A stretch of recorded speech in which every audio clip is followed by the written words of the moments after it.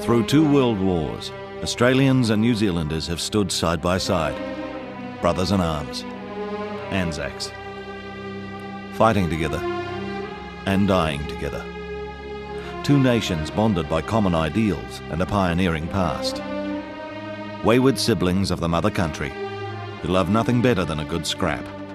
And each year, Australians and New Zealanders get to fight their own battle, the Battle of the Bledisloe. They're away, Wilson from away, breaks the line out, and the ball goes from the inside to Hemi, and McEwen scoops it up to go over. Lead, Mason, 25. Going again. Remain the try. Nicely steps up Batterham. Batterham the try. What a break! It's not big for Nelson. That's 4 tries. Osman, O'Carey, Wilson, chipping in for Fraser. Here's for Jones. Chance here for Campese, and goodbye to the Bledisloe Cup. Low. Ball's over. The game is over. But that time. Gary Wednock, Kearns is through. Bill Kearns is through. Now Marshall for Spencer. Rocket Foco. Muliaina. And Doug Hamilton. I was thinking about this the other day, that the relationship between Australia and New Zealand, I don't know that there is an equivalent in other parts of the world. You know that if you lose to the New Zealanders, you've got to see them again. You know, your neighbour down up the street is probably going to be a Kiwi. And I think we're so close in our temperaments and the way we live and everything that we just love to beat each other. They're a nation with a slightly different psyche than us. You know, they don't mind lauding their heroes. We tend to kick them a little bit here. You know, they're brought up with this absolute win at all cost type attitude, whereas, you know, we tend to like to promote a bit of mediocrity at times and accept that partaking's good enough, and the Aussies will never accept that. I think they might be a bit more prepared, traditionally more prepared to have a go at something that's a bit new and different. New Zealand sides were very, very poor at having a go at anything different. I mean, if you were the second 5/8 in an All Black side in the 60s, you didn't really need to go. For all we say about the Australians, they're a hellishly good outfit. And if you take them softly, is it at your peril? I just know that it's a hell of a lot better beating New Zealand than losing to them. Sydney, Australia, 1979. The Aussies had just won a dour, tryless test match by 12 points to 6. The jubilant Wallabies decided to celebrate with a lap of honour, holding aloft the winners' spoils. The only problem, nobody knew what it was. 2 guys had to hold her up, and they're going around and saying, "What's that?" And they said, "It's the Bledisloe Cup." And I said, "Well, we've been playing that for all these years, and we didn't even know." But the Aussies like to show off. Really hurt us. And in the shower, you get quite angry, you know, not only because we played badly, but there they are, they're just prating like sort of like little kids. Of the first piece of trophy they'd won, you know, and they brag about it. We'd had it for 30 years, we didn't brag. And they did a victory lap. So the Australian team, captained by Mark Lone, doing a victory circuit. I've not seen this before in rugby. The Australians' post-match antics breathed new life into an old piece of silverware. Despite few knowing of the Cup's existence, both nations had been battling for it over 4 decades. When the Governor-General of New Zealand, Lord Charles Bledisloe, donated the Cup in 1931, it certainly wasn't the prized possession it would eventually become. In fact, it was just one of many cups donated by the Governor-General. He gave other cups, and I don't know what's happened to those other cups, perhaps the audience will know, but he gave a cup for chess, which was more to his liking than rugby. He was a little guy, and the only position he could have played was scrum half, and if the wind had been blowing, he'd have been in real trouble. So he gave a cup for chess, gave a cup for Maori farming. I don't know what's happened to that. In fact, the Ahu Whenua Cup for Maori farming is still awarded to this day. But in rugby terms, the Bledisloe Cup didn't mean much to New Zealand rugby fans. It's little wonder they were so ho-hum about Australian rugby. The truth is, for a very long time they weren't very good. The Aussies only won the Bledisloe twice in 48 years. Once in 1934 and again in 1949, when the 30 best non-Maori players from this country were touring South Africa. Following the 49 series, it was 30 years before the Australians got their hands back on the silverware. In New Zealand, it is the national game. It's the national fervour. They absolutely go berserk over rugby union. We take it in a more dilettante fashion. Oh, you know, the boys won this week, you know, good show and all that. But it's not life and death. Rugby union in Australia has always been the bastion of the middle classes, always struggling to make an impact against rival codes such as rugby league and Australian rules. A crude analysis would be that rugby union is played in New South Wales and Queensland, Australian rules is played in Victoria, Tasmania, South Australia and Western Australia, and rugby league is played in the places where rugby union is played, but by people who didn't go to the better schools. Allegedly better schools, I should say, since a lot of the people who went to the less well-known schools actually went to better schools, but it wasn't quite so expensive to put them through. In New Zealand in the 1950s and 60s, rugby was without peer. It was truly the people's game, a national sport that sat well with a largely rural-based society. Waikato is one of the most prosperous of North Island provinces. It also produces good footballers. John Clarke, who played in the first test, and his brother Don, New Zealand's fullback, combined successful farming with successful rugby. This was a period when the All Blacks were revered by society, but still very much a part of it. They were heroes, but they were almost heroes you could touch. And I remember later that when I went on television myself and was doing Fred Dagg, and I started getting a lot of letters from kids, I tried to write back to all of them. And the reason was that I remembered how terrific it was when an All Black who didn't know who I was, some kid from Palmerston North, got a letter he'd written back to me. And it made me feel good, so I tried to write back to everybody who wrote to Fred Dagg. So they weren't round the other side of the moon. But they may as well have been as far as the Wallabies were concerned. During the 50s and 60s, the All Blacks were rarely troubled by their trans-Tasman neighbours.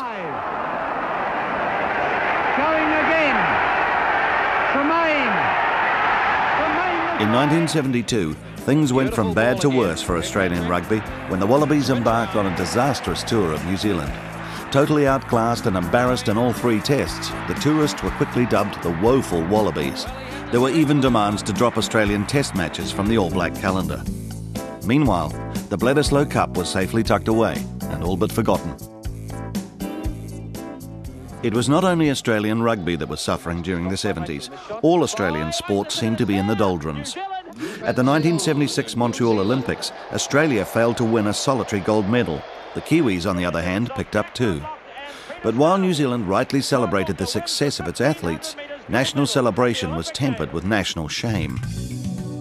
The rugby union's decision to send an All Black side to South Africa that year had resulted in a number of African nations boycotting the Olympics in protest. New Zealand faced international condemnation. These were not glory days for New Zealand rugby.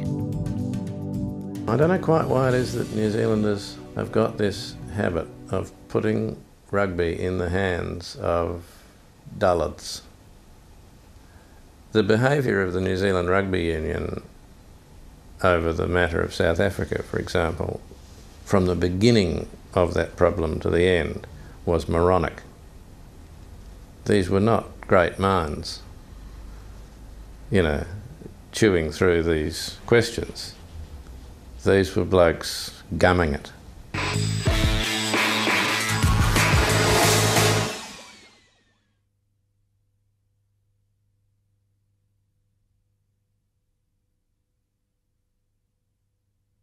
When the 1978 Wallabies toured New Zealand, there were signs that Australian rugby wasn't afraid to embrace new ideas. Let's see what happens. They're still clustered around. It could be the up the jumper. This is the first time this has been seen in Test rugby. Now they'll all come out with their hands up their jumpers. Let's see what happens.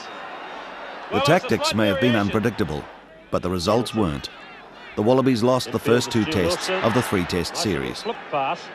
Wilson's still going and got there. Australia's problems were further compounded when their coach Daryl Harborecht was struck down with a heart attack just days before the final test. Without a coach and the Bledisloe Cup already gone, Australian teams of the past would have laid down. But the All Blacks were about to find out the past was the past. 1978 was a taste of the future. It's a try! That's the goal line! Cornelsen again! Beyond Melrose to right. Oh, what a sidestep! Cam Wright! Trying to run across to find Betts. That's the corner flag! Cornelsen! 3 in a row! What a break! It's knocked back! Cornelsen! That's 4 tries!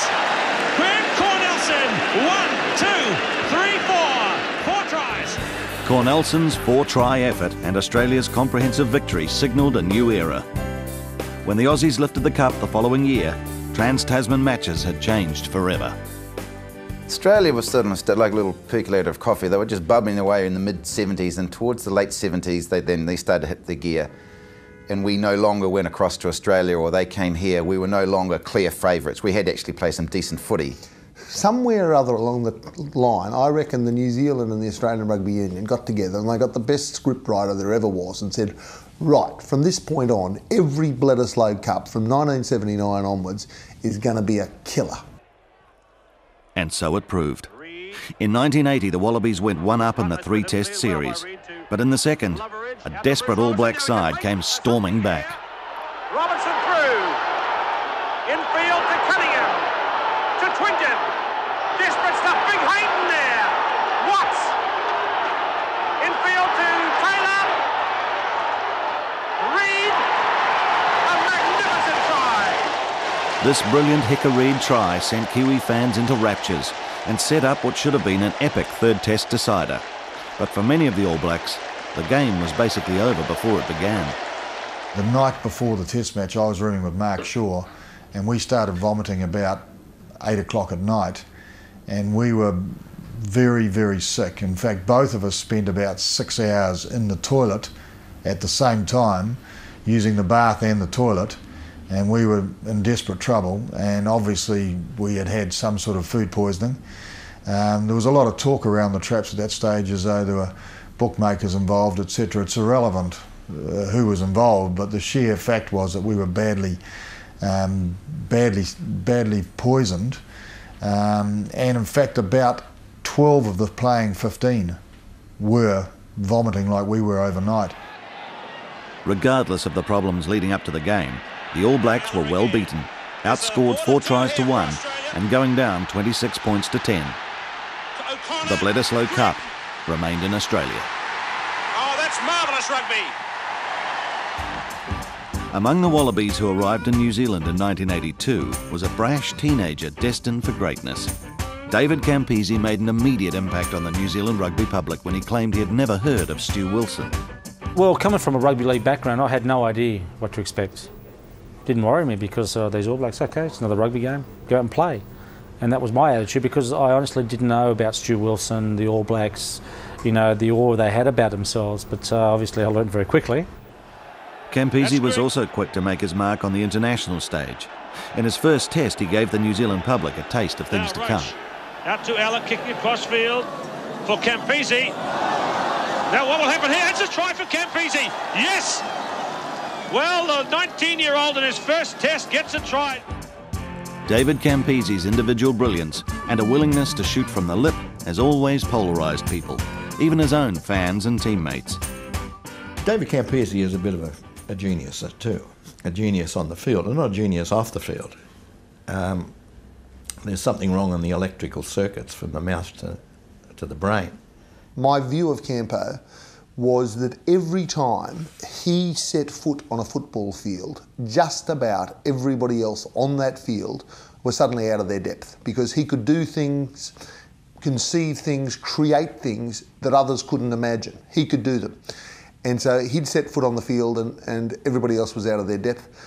To a certain extent, when he set foot back off the field, he was out of his depth. He's a strange guy. I just read something that Andrew Slack wrote in the last couple of weeks. And Slack said he went on tour with Campese quite a number of times.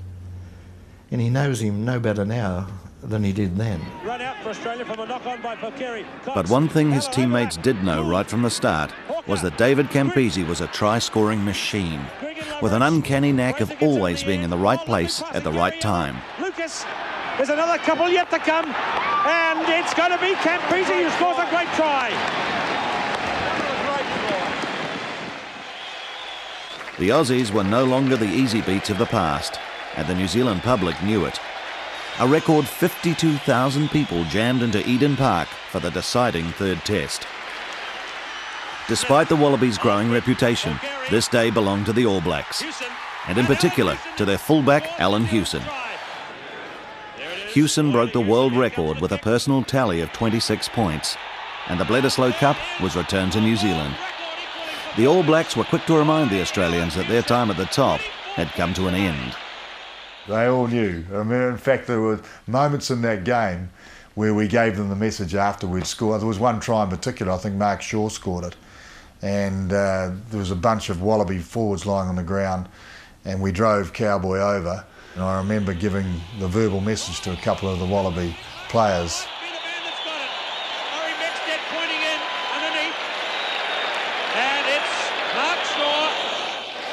They don't even want to talk to me now, those guys that I marked. You know, they bloody know their place.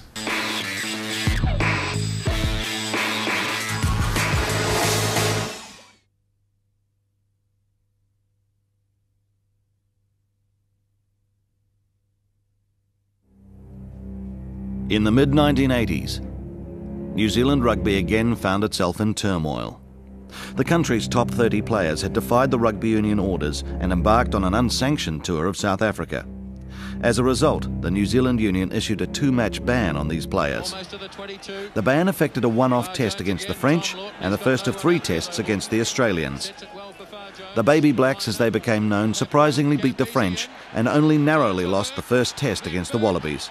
Despite this gallant showing, the selectors showed no loyalty. I remember going around the next day to Mum and Dad's to hear the announcement for the test for the team for the second test against the Australians. And we were all sitting around the kitchen table in those days waiting for the team to be announced on the radio at the 10 o'clock news, whatever it was. And the announcer came on and he said there's been 10 changes to the All Black team to play the second test against the Wallabies in Dunedin. And we're all thinking, and my mother's thinking, oh, we've still got a chance. And then with that he went, the whole Ford pack has been replaced. With that she burst into tears. With the top players all back for the second test, many in New Zealand felt victory was assured. But despite scoring the only try of the match, the All Blacks were lucky to scrape home. The fate of the Bledisloe would be decided in the third test. Open it up again. Now drive it onto the line, score it. Masterminding the Wallaby effort was the colourful and indeed controversial figure of Alan Jones. Alan Jones was my coach back in 1983 for the first time when he took over the Manly side. He was like the introduction of electricity to Australian rugby, where previously everything had been wind-driven. He was a professional. Drive it in. Come on, Jimmy McInerney. We say we want to be good, but are we prepared to work? Here it is here. Come on. Professionalism is a state of mind, not how much money's in your pocket. My players wanted to win. I knew they wanted to win. Everyone wants to win. Everyone wants to walk across the stage of life and be noticed. Everybody. There was little chance of Alan Jones going anywhere unnoticed. Undoubtedly a coach of great skill and passion, but also outspoken, opinionated, and happy to spar with local media. When everyone else has asked for secret practices, I've said we'll train publicly, and we find my public presentation of views. And could you forget the cameras, sir? Look, you blokes know nothing about courtesy. I have constantly... Is that on or off? On. Well, could you turn it off, please? No. Well, this practice is just not going on. This is absurd. I felt I had to try and explain myself a bit because there was a bit of misrepresentation. I said to Andrew Slack, my captain, who's a wonderful man, I said, look, I don't want the team to be worried about this, but I'm getting a bit of a belting here, and they have talkback radio and talkback television, and I just think I should do a couple of these things. I've been invited because I need to explain what it is. I mean, I didn't mean any offence. Do you mind moving off the paddock and stop wasting my time? And these blokes likewise. Okay. Could you please go? But Jones was on a hiding to nothing, and the media were having a field day. Things came to a head before the third test when Jones was unhappy with the accommodation provided for his team in Thames Valley.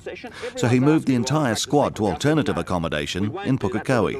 The talkback listeners were unimpressed. This woman had this wonderful line, which I thought was quite fantastic. She said, and the whole international media sort of descended upon me, and she said, her line was, she said, he said that the hotel was too small, but she said no hotel would be big enough for Mr. Jones's mouth, which I thought was a pretty good line. Into the line out. Oh, great take by Steve Cutler, and he's walked straight through. Perhaps the ongoing battle between the media and Jones had taken the focus away from the problems that existed within the All Black camp. The mix of baby blacks and cavaliers was at best an uneasy one. And the 6th of September 1986 was Australia's day. Australia have turned it over. Here's Far Jones. Chance here for Campese, and goodbye to the Bledisloe Cup. The final score read 22-9 in Australia's favour, and the Wallabies had won the Bledisloe Cup for the first time since 1980, and the first time on New Zealand soil since 1949. Look, it was a big moment in our lives. I suppose we were at the top of the world, and it was a very special achievement, I think. Of all the things we did, that was the most significant. Whilst we took the Bledisloe home, I think we left being the meanest Wallabies that ever toured your country, and that still to this day disappoints me that you know, we didn't open up, we didn't get out there, and for whatever reason I won't go into, but yeah, we were mean. We were mean Wallabies, but we won. The 1987 World Cup delivered contrasting fortunes for the two rivals. While Australia suffered a heartbreaking loss in the semis, the All Blacks marched on to claim the spoils. The Bledisloe Cup, however, was still in Australian hands. The world champions versus the holders of the Bledisloe was eagerly anticipated by rugby fans, but not relished by all the players. To coin a phrase, we were shitting ourselves because we'd just won the World Cup. Not long after that, we had to almost put that mantle on the line against the Aussies, who had been, knocked out at semi-final time in that great game against France, which still must rank as one of the best games at Rugby World Cup ever. And so it was almost like the World Cup holders, and I don't like the title World Champions, to be honest, because the World Cup's a snippet over a short period of time for the best team in the world at that period of time. And we were that in 1987. We won the World Cup, and but you almost putting that mantle on the line, and we hadn't met the Aussies in the World Cup, and so a loss to them would have meant that, in some way, they could have had some bragging rights, and we were pretty keen to have them. So yeah, it was nerve-wracking. Oh, it's untidy. Not going to find touch, I don't think. Murray Pearce. Fitzpatrick. Yes! The match lived up to all expectations, and although tighter than the final score indicated, it was nevertheless a decisive and satisfying victory for the world champions. The All Black trophy cabinet was now complete. Fitzpatrick, try number 2.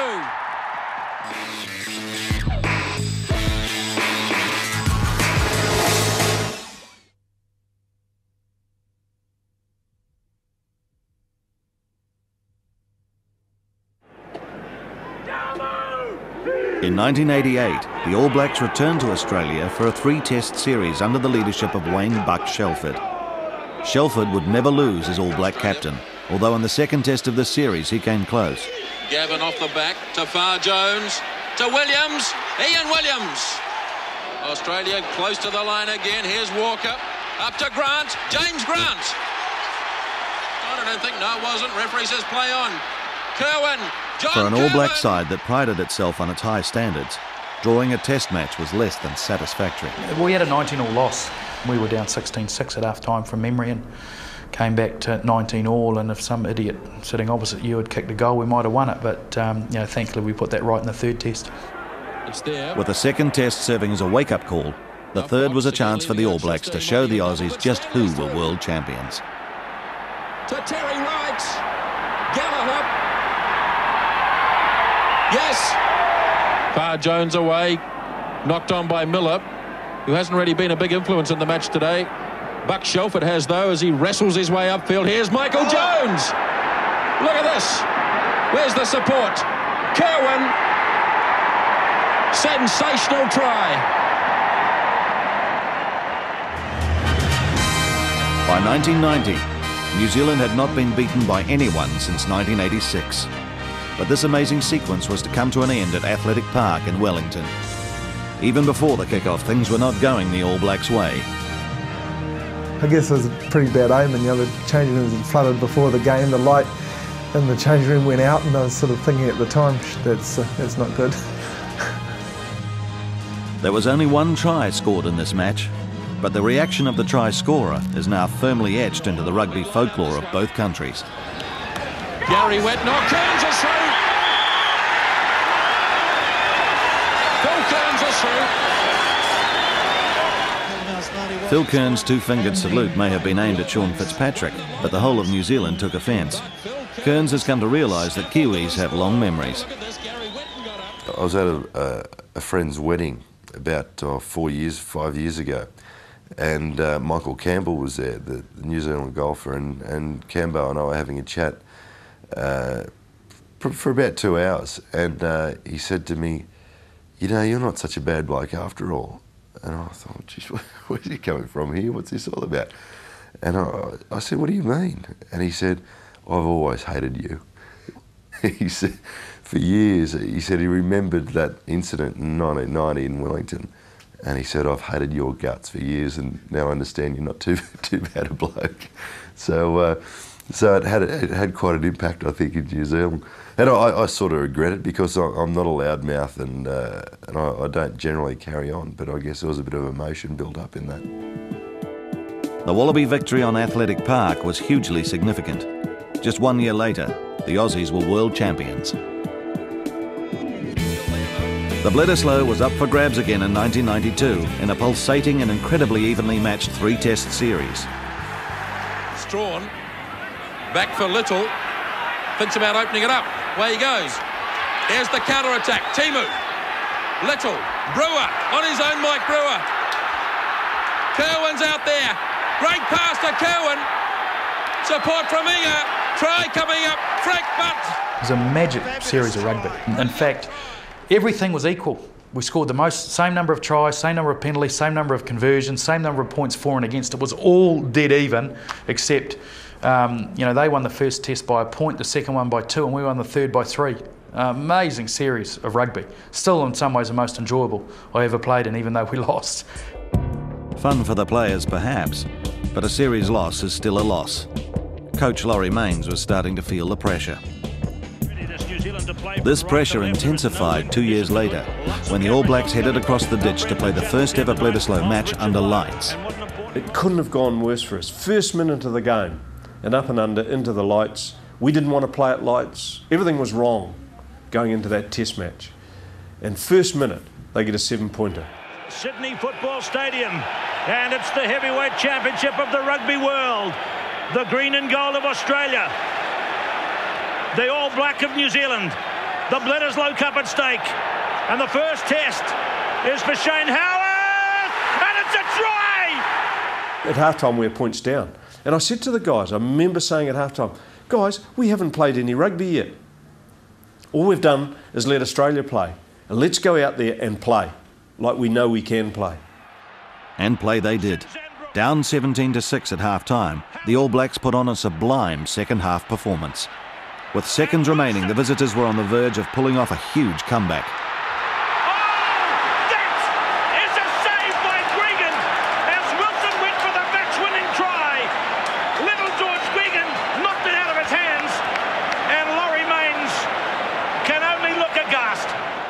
That tackle was almost the end of my career as All Black coach. It's over. What a game! The Aussies may have won the Bledisloe Cup, but with the World Cup just around the corner, there was a sense the tide was again turning in the All Blacks' favour. We knew we had the fitness levels to do that. We knew we had the mental toughness under Laurie and his trainings to be able to produce that time and time again. Certainly had confidence in each other. So, when you actually sat back and thought about that after the disappointment of losing, it actually gave you a lot of confidence. There's the England team, they're out first. Sean Fitzpatrick will bring New Zealand. The promise shown by the '94 All Blacks was all but fulfilled at the World Cup the following year. If there's one thing the Anzacs remain united on, it's their unbridled pleasure in beating the English. If Australia doesn't win the World Cup, I think they'd probably like New Zealand to win it. And I don't think they would care otherwise who won it, as long as England didn't win it. Australians definitely have a little brother, big brother relationship with the UK.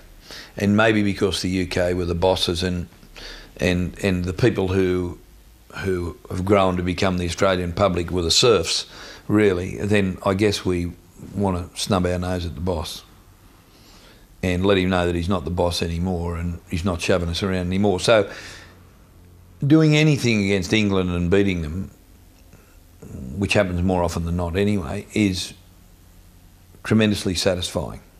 Everyone loves to beat England because it's England.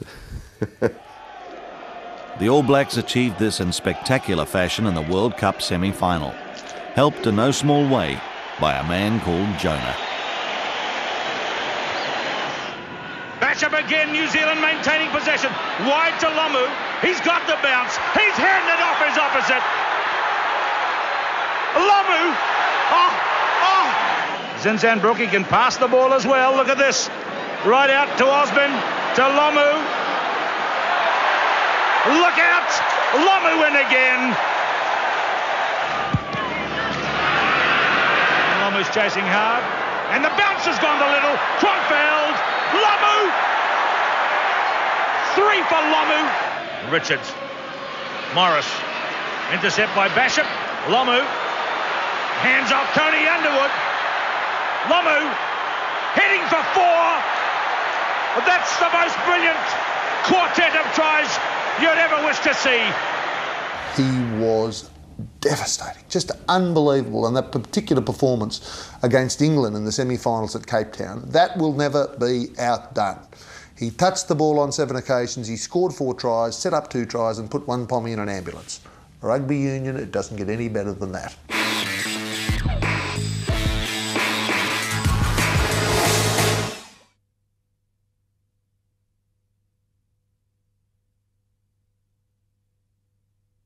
At line-out time. The Bledisloe Cup wasn't up for grabs when the sides clashed in Sydney in 1995. The All Blacks had secured that in an earlier test, but the game was hugely significant. Firstly, because it was the 100th test match played between the two rivals. For New Zealand, out towards Lomu. Lomu was again on fire, but there was an even greater power looming that night, the power of money. Rugby was about to turn pro. The only way for the Australian Rugby Union to not be knocked over in the rush by rugby union players, the elite rugby union players heading over to rugby league, was to say, hold on, we'll pay you too. Where could they get the money? There was only one sugar daddy around, and that sugar daddy was Rupert Murdoch. Love him like a brother. Great man. Kidding. Murdoch had the support of the respective rugby unions, but there was another would-be sugar daddy by the name of Kerry Packer. Packer was equally determined to lure the players away from the Murdoch deal. You know, you had guys coming at you from all different angles. You know, we've got the Wallabies have signed, the Springboks have signed, the English have signed, you know, everybody's signed. We really want the All Blacks, you know, you guys, without you guys, then this thing doesn't work. And then you got NZRFU saying, hang on, what about the history of the game? You know, what about, you know, the future of the game? What about, you know, all, you know, and it was like, they were just coming at you. There was much conjecture about who the players would sign with, although Phil Kearns' after-match speech suggested that the Wallabies were prepared to walk away from the rugby union Murdoch deal and sign with Packer. To all the Australian supporters here today, we thank you. It's been terrific, your support. And whatever happens in the future, we hope that you and the union support us. Thank you very much. Kearns' words sent shockwaves through the rugby world and anger among the rugby scribes, who insisted player greed was threatening the future of the game. Amongst those fuming was Peter Fitzsimons. What are you thinking? Rugby is your mother. And now you're going to come into some money. You're going to come into serious money because the Murdoch crowd have signed up. And if that's not enough for you, though, if you still want mum to whore for you too, to squeeze the last little bits of dollars out of it, then you will be deserving of your fate. But in the end, fate favoured the Murdoch deal and the players remained loyal to their respective unions. The traditionalists had won the day. Heading into the professional era, the Bledisloe Cup remained the ultimate symbol of trans-Tasman rugby rivalry.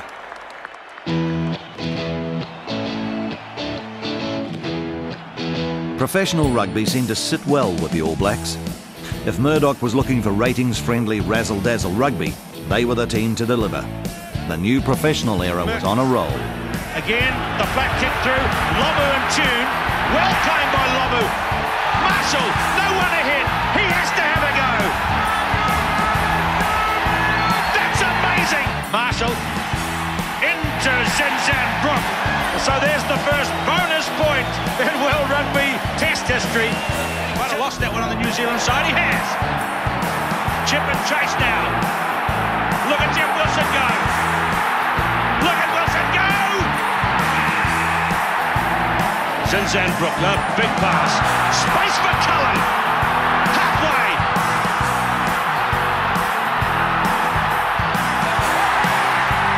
Magic moment for Christian Cullen. But by 1998, the wheels had started to fall off the All Black machine.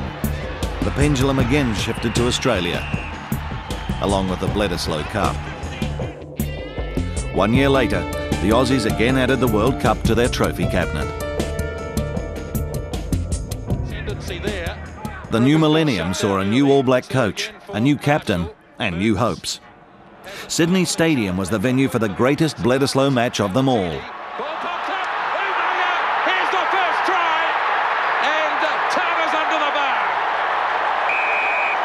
All Blacks with a 7-point advantage. Handed away by Umaga. They're shifting it smartly. Now Lomu's in the clear. 1-on-1. Gregan comes across. He's got support. Alatini.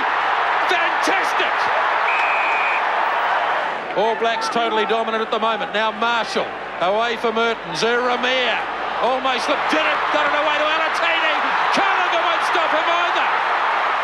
Incredibly, the All Blacks scored 24 points in just 8 minutes, but the Wallabies struck back. Off to Larkham, and Larkham sided through.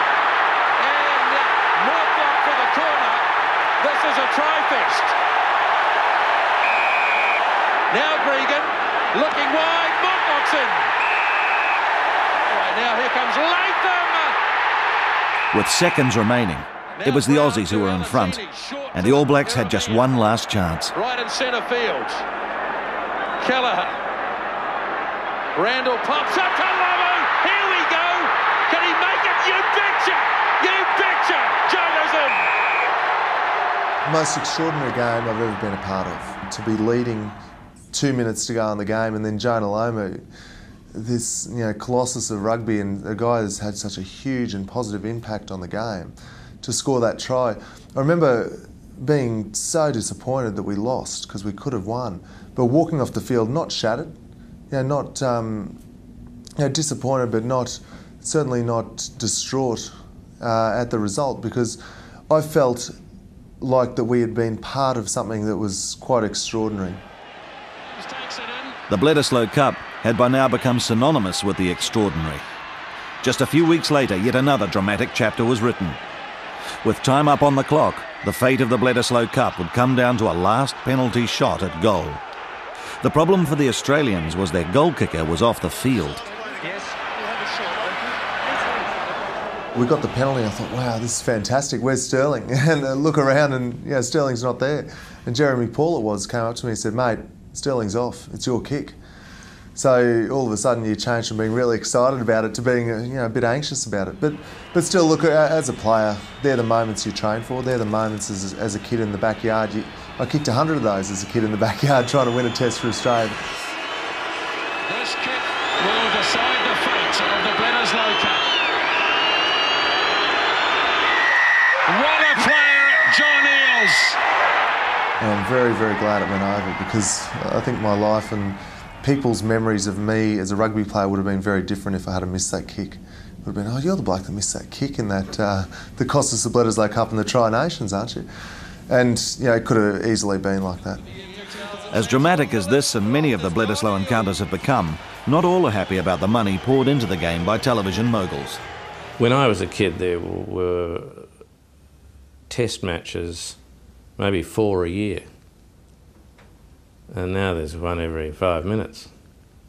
There's one whenever the television executive has a bit of a problem with his schedule.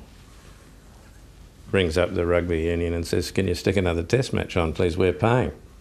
I'm not too sure that we've learned how to manage professionalism. Professionalism to me is money coming into the game. That's good, because we shouldn't be playing at Auckland in front of 55,000 people for nothing. So that's being sponsored and the money's there, but who's it going to? That's the issue. If rugby's to have a future, we've got to send that money into the clubs, into the breeding grounds, into the schools. We've got to grow the game. Now, there's too much money being spent on the roof and not enough on the floor. The Australian Rugby Union don't want anything to do with the past. They try and say, OK, this is the future. And it's pretty disappointing sometimes, because if it wasn't for us or the guys before us, they wouldn't be where they are, you know, because there was a lot of hard work done before I came along. But that's professionalism now. They get money, they get paid a bloody fortune. They train every day, got a great life. They don't want people to go to the match. They want people to watch it on television. They might as well say, go away. We're holding it in a very small bijou ground which has got lots of corporate boxes so that all these kind of moneyed apes can sit up there. But all you other people, bugger off, watch it on television so you can be advertised to. Regardless, when the All Blacks had a chance to win back to Bledisloe in 2003, Eden Park was packed to the gunnels. Once again, the match lived up to the hype. Didn't see Collins just to his right, and the All Blacks set it again. Now Marshall, away for Spencer, long one out to Mialamu. Howlett wants to join it. Mialamu, awaited like Howlett. That's a brilliant try. Brilliant work by Collins, just walked over the top. Now the chase is on. Howlett's got too much speed for Flatley. Howlett again. Game is over. The Bledisloe Cup is back in New Zealand. After a 4-year absence, the prized silverware was back in New Zealand hands. 12 months later, the great rivals resume their battle for the Bledisloe. Good scrum from the All Blacks. Rush. Now Marshall. Here's Collins. Close. Has a go at the line. He can't make it. Now Marshall for Spencer. Rocker Foko. Muliaina. And Doug Howlettson.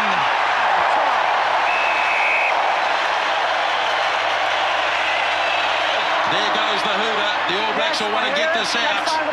Marshall lining it up for Spencer. He'll bang it for the grandstands. And the Bledisloe Cup remains in New Zealand. The pros and cons of the professional environment will continue to be debated. The game has changed without question. But some things remain the same.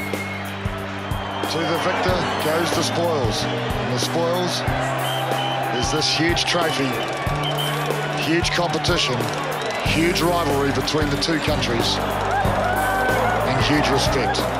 The days now of professionalism, you know, when people said that money would take all that out of the game, it's rubbish. That respect, I think, will always be there, and the passion will always be there to be successful. And I think you could ask any one of the players now if they'd be happy to run out for their country to play against Australia or New Zealand, either side. Would they do it for nothing? Bloody oath they would.